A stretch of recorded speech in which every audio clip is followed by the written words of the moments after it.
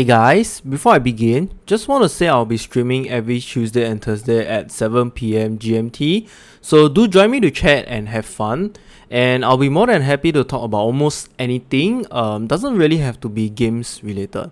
And yeah, most importantly, do remember to like and subscribe if you like my contents. Hey guys, what's up?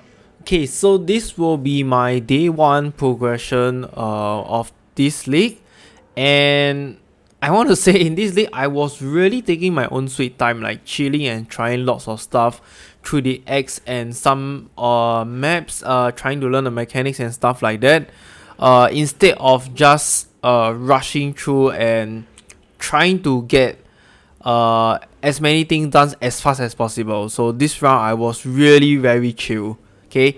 And my progression was definitely much slower than the previous league. I took lots of time. I even took a nap in the afternoon cause I was really very tired. But ultimately, I was still able to farm up most of the core or key items for the Skeleton Mage build. Okay, so the first achievement was I managed to reach level 80 as usual, minimum level 80 on day 1. And then what did I manage to purchase? I actually got lucky and got one exalt in Act 1, okay? That was really lucky. I was really shocked. And then I managed to purchase the Dead Reckoning Jewel. I already got it. I managed to purchase it at 30 chaos. I think it is very expensive now. It's selling at like 50 chaos plus or something like that. There are a lot of flippers trying to get that as well. As we all know, Skeletal Mages is one of the very popular builds, and I am going to talk about it more later on. Okay, so the next thing I managed to get was the medium cluster jewel with Blessed Rebirth. I did not manage to get one with renewal. I got this at 40 chaos. So I expected that this jewel is going to be expensive, but I did not expect it to be that expensive. Okay, so on the average, right, I see on the market now is going for like about 50 to 60 chaos. So I think I also got a little bit lucky to be able to bought like just the medium cluster jewel at 40c. I bought a clean one and then I alteration it myself until I get Blessed Rebirth, and then I just augment and Regal Orbit. Right, so there you go. This is the medium cluster jewel. It's expensive. And then next will be the large cluster jewel. If you watch my Skele Mage build guide, I mentioned that you will need one with Call to the Slaughter, and also any one of the passive nodes that has the R modifier on them. So Renewal, Raise, and Parlage, and Rotten Claws. Okay, these three, any one of them. Of course, the best is Renewal, so that later you can link to it. You can just take the notes because it's actually quite good as well. Okay, and yes, I got this for 15 chaos. Not bad, right? Yeah, I'm quite surprised that this is much cheaper than the medium cluster jewel. Probably because the medium cluster jewel is the key takeaway for the Skeletal Mages build because of Blessed Rebirth. Right, minions created recently cannot be damaged. Okay, and I also managed to get the Fortress Covenant at 15c. I am really shocked for this because usually this Fortress Covenant unique jewel is very expensive at like the start, but I managed to get this at 15c, and this is like a nearly perfect roll. You can see here it is maximum increased minion damage. Minions have 11 chance to block attack, not 12, and the other one is also 12. So I got this at 15c, and I saw the lowest was like 5c. I am not sure why it's like this, but yeah, if you haven't get your hands on it, please go and grab it. It's still while it's still cheap, right? And then the next thing I managed to get, I do not have the slots to equip now because I don't have enough skill points, was the Quickening Covenant. Okay, so I got it here. Yeah, I got this for 5c. Okay, this is a max roll one, for nearly a max roll. Okay, not counting the suppressed spell damage. So I had a 16% increased cast speed. This is for Skele Mages. Yes, literally at 5 chaos only for a max roll. I don't know why is it so cheap. I think it was around there the whole entire time, but I expected it to be like much higher because Skeletal Mages is popular. Yeah, but you can get your hands on this first and early before it rise in price in any cases. Yes, and then I managed to get the rest of the items, my rare items for like life and resist, including the Alberon's Warpath, your shield and stuff like that. Okay, and the other thing I managed to accomplish was also to get the medium budget of the Anime Guardian. I'm talking about the one with the Kingmaker, Groove Peltler, Learcast, Southbound, and Victorious Flight. That medium budget. Okay, so I spent about... I think in total, I only spent about 30 chaos for the medium budget Anime Guardian. So, if you have 30 chaos, you can afford the medium budget already. You don't have to go for a low budget. You can go straight for the medium budget. I actually did not expect it to be so much cheaper compared to last league, and I actually bought the low budget first just to realize that actually the medium budget is not very far off from the low budget. Okay, and for the body armor, I decided to buy Tabula first because Tabula is way much cheaper than a corrupted 6-link with life.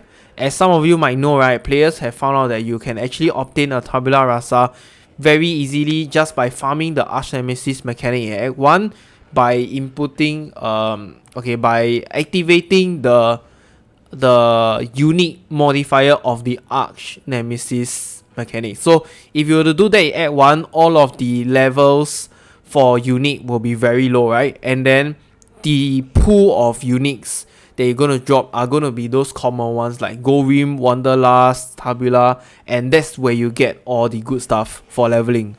Okay, so yes, the Tabula was like at 16 chaos, and my corrupted 6-link with like 4 blue and 2 green was like at 30 chaos and some even higher. I think the 30 chaos one that don't even have life, so I don't see a reason to get the 30 chaos one. I just went for Tabula at 16C. Yeah, Tabula at 16C is very cheap for league start day 1. Okay, and yes, that's it for my progression. The only thing left to buy will be the +1 spell wand. And I also need to find the benchcraft to trigger socket gems. I have met lots of June already and I still haven't got that modifier. Okay, and then the last one will be the Darkness Enthroned with the Abyssal Jewels. I still do not have the belt. I'm just using a leather belt for now. Because the Abyssal Jewels are actually very, very expensive. They are priced about 15 to 20 chaos. Okay, just let me just show you a quick one. Okay, let me refresh the page. Just a quick one. Yeah, you see, so this I don't think this person is selling. So yes, this is one of them. And then the next one you can see is at 24 chaos already. It's really very expensive. So just by getting the Darkness Enthroned belt set, right, it will going to be like around 50 chaos. That's nearly an exalt now. Okay, that is very, very expensive. Yeah, and just by completing these two afterwards, my build will be all good to go all the way until raid maps and even bosses. Okay, so a few feedbacks about the Skeletal Mage build, right? Because this is my first time playing. The single damage output is really insane. Okay, I gotta agree. This build is just nuts at single target damage. You just spam your skeletons in one spot, cast Sniper's Mark, cast Desecrate Bone Offering, and just stand at one corner and like just watch the show, eat your popcorns, do whatever you want. It's just so easy. And now, because now I'm still progressing in my low tier Atlas map, I think for now I only have reached tier 5. So maybe the mobs are still not so strong yet, but the build is very tanky at this stage. Like I can take lots of hits without dying. I think my armor is about, yeah, without my flask, my armor is about 5,500. But with all my flasks on, I will be at 10k. So it's about 67% physical damage reduction. It's really a lot. Okay. So, and the good thing about this is not only the skeletons help you to block the front damage together with Vow Summon Skeleton, right, you have like tons of packs of mobs in front of you, like your own army, and they will just block everything for you. And with Vow Summon Skeletons, the bosses just melt like in 1 to 3 seconds. That's how crazy this build is. The only problem is you have to keep walk and click, which means you walk here, you click here, you walk here, you click here, you walk here, you click here, and you don't overextend yourself, because if you overextend yourself and you meet like dangerous mobs, you are probably gonna die. The whole purpose is for the skeleton to tank for you all the front damage. Right, okay, so that's it for this build. Okay, next up, I want to talk about the new things for this league. So first of all, it's a few good stuff. Now you have Lily Roth in your hideout, which enables you to purchase all the skill gems you need. You do not have to go to Kaori Shores or whatever just to get the skill gems. That's a very good addition, efficient way. And next is just Zana decides to go for a holiday, and now Kirak has to work overtime. So basically all your additional map missions will now go through from Kirak, and it works differently. Okay, so now you basically click Kirak, and then you click Atlas mission. It will bring you to this page, and you will just choose the map and missions like how you choose for Zana previously. The only difference is that you don't go into the map to do the new missions or complete the map. Instead, you activate it from your hideout. So let's say if I want to do this, I'll just click this and activate, and then you will just go through that map from your own map device from here instead of inside the map. Okay. And with the new scouting reports, right, I think it's really awesome because you have the chance to change the maps that Kirak offer, which also means that you have better map progression, chance to get unique maps that are hard to get, or even maps that have specific mobs like Blight, Delirium, and many other more. Okay, so that's one good thing about it. Next is the Arch Nemesis. So now the Arch Nemesis is the new mechanic where you actually insert the Arch Nemesis modifier, right? Kill the monsters, get the rewards whichever modifier you have chosen. And this is what I found out. Okay, maybe I'll just go into one of Kirak's mission. Give me a quick one. I shall go Colosseum. Okay, I shall go Colosseum. Okay, so I will go in and show you one of the Arch Nemesis. Hopefully I can find one fast. Okay, so this can also be served as like a gameplay for it. Good, right? Okay, I'm gonna summon my Vow Skeletons now. Look at the number of skeletons. There are many times where my PC just lagged out. Okay, it's that the amount of skeletons is just insane. Yes, okay, so this is like the Arch Nemesis modifier. So basically you will just pick it up, they drop randomly from mobs, and then you will activate them in the Arch Nemesis statue itself. Why is there no... Okay, there's one here.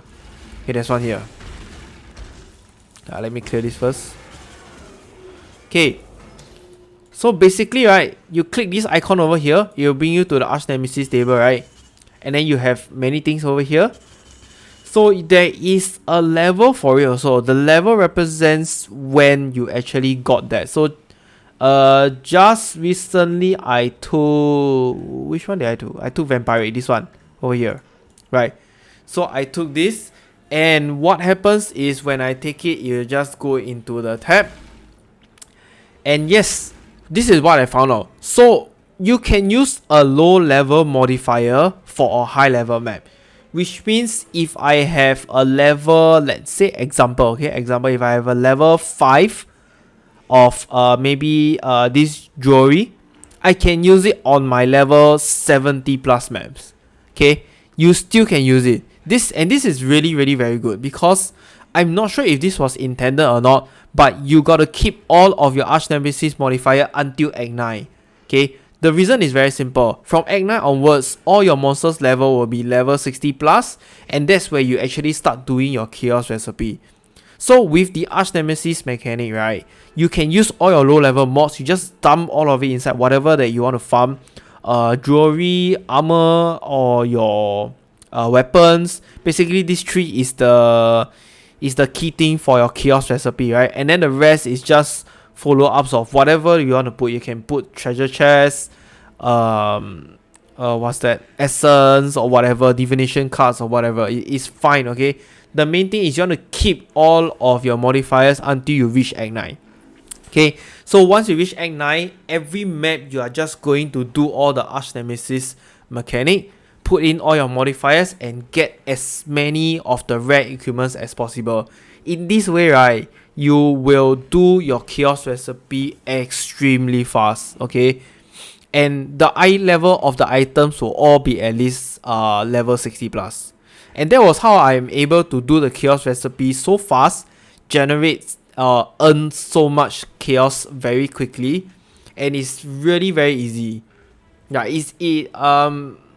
this is probably one of the reasons why I didn't do heist this league, because with this, right, you can progress both your Atlas and your chaos recipe at the same time. But if I only do heist, then you can only progress with your chaos recipe, right? So I gave this a try. I tested out a few times, and this is really good. When you are doing maps, right, all these modifiers will just keep dropping and dropping and dropping. Like, it might not be the currency one, it might not be the scarab one, but it will just keep dropping, and it just gives lots of good stuff. Okay, so this is the Arch Nemesis. The only bad thing that I want to feedback is that the Arch Nemesis does not have a sorting system. So like you saw just now, I pick up, it literally went into this slot here because it's the next available line or the slot available. And the moment you pick up, right, it just dumps it over here. When you want to activate a certain mod, that's where the problem comes. You have to search for the mod, okay? Now it's because I have actually sorted it a bit nicely.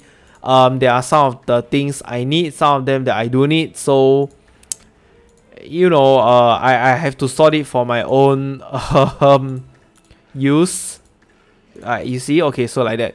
So yes, that is the problem that I find it very annoying, because if you want to activate like currency first, right, you have to either key in here, currency, there you go, I have one, it's highlighted, and then the next one you have to, let's say if you want to activate divination cards, or what else is there, essence, okay, I don't have essence, okay, what is this, gems. So if I want to search for gems, I have to delete and then key in again to find, okay, or I have to just go one by one to actually see it. So this is annoying. I actually was suggesting, not suggesting, I was actually hoping that they have some sorting system over here later on, where, you know, you sort the items according to the type, and then it will be easier to find them. Like, let's say if there will be one row where it is gems or currency, and then even the combined ones will be inside. You are able to see them, right?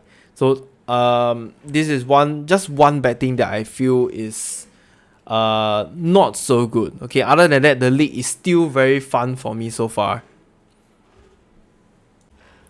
Okay, let me just take one mob and kill it and show you. Okay, let's do the currency one. It clears very fast, okay?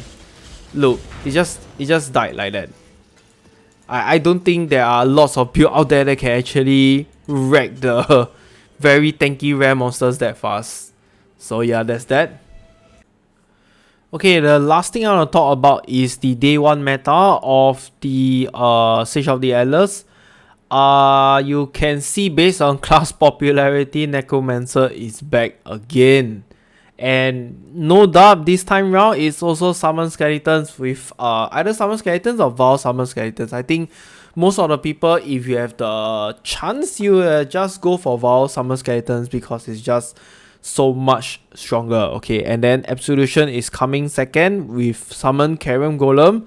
I feel sorry for those people playing summon Karen Golems, man. Like I think those people that want to play Summon Karen Golem are just like casual players trying to have fun. But because of the Summon Skeletons meta, the Cluster Jewels are so expensive. And not only that, if you can see here, Saboteur, the Seismic Trap, and Exsanguinate is also very popular, which means Cold Iron Point is going to be expensive again. And that is going to affect Karen Golem a lot. Right, so sad for them. And yeah, the Summon Skeletal Mages is kind of predicted already by many people that it's going to be very popular. And the second one will be Elementalist. So I seriously did not see this coming, okay? I did not see this coming for explosive arrows. And until now, I still do not understand like why this build is just so popular. Is it really because of the hype or what? Cause I cannot understand like why explosive arrow, like what is so good about it. The only addition to it is the 5% more damage with ailments per explosive arrow on target. So previously it already has with hits, but now it also has per ailments. Sorry. So that means they are also going for the damage over time, right? Then in that case, isn't Burning Arrow better? Because Burning Arrow has the debuff also.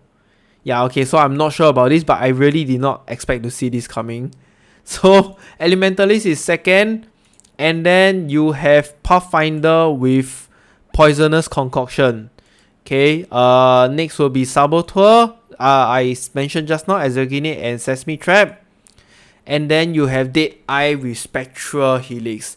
So as you can see, right, on day one, right, it is very, very one-sided. Every single class has only like more or less one skill that they are playing. It is not versatile, it's not flexible. It's either like, let's say Occultist. Okay, maybe Occultist is slightly different. So Occultist, most people are playing Poisonous Concoction. Otherwise, you have Vortex or Winter type brand. Okay, and then if you were to go back, okay, let's go back to Dead Eye. You can see Dead Eye is just 59% of the people are playing Spectral Helix. Okay, so it's either you play Spectral Helix with Dead Eye or you play some other things. Saboteur is just Exsanguinate and Seismic Trap. Pathfinder was Poisonous Concoction, right? 86%. So if you want to play Pathfinder, Poisonous Concoction is the only way to go. That's what it's trying to tell you. Okay, other than that, in terms of skill wise, most of the people are playing Poisonous Concoction or Explosive Arrow, and then you have Summon Helix, Spectral Helix, and then Summon Skeletons, and the rest are the more viable options but not so popular. So yes, that's it for day 1. Okay, so I hope you guys are enjoying Sage of Atlas, as do I also. I'm looking forward to complete this Atlas skill tree as much as possible, because the number of possibilities you can combine to really fully enjoy all the different things, right, is just too much over here. Okay, I don't even think I can enjoy every single different kind of combination over here. There's a lot of different things you can combine. I mean, in terms of mapping or bossing, there's a lot. Okay, so yes, please do enjoy Sage of Atlas to your fullest. If there's anything you want to ask me or what, I'll be on stream tomorrow again. I probably won't be streaming the whole entire day because it's very tiring for me. I'm not like Zizaran or the others where they can actually hold on so long. I'm very weak. Yeah, okay, I'm very weak. Whatever. Okay, so thank you. See you guys again tomorrow. Okay, if there's anything you would like to comment, feel free to write in the comment section below, or you can also hop over to my Discord channel hideout and let me know. It's basically a chat channel for casual players to mingle around or ask any questions. Okay guys, thank you for watching and I'll see you in the next video. Bye!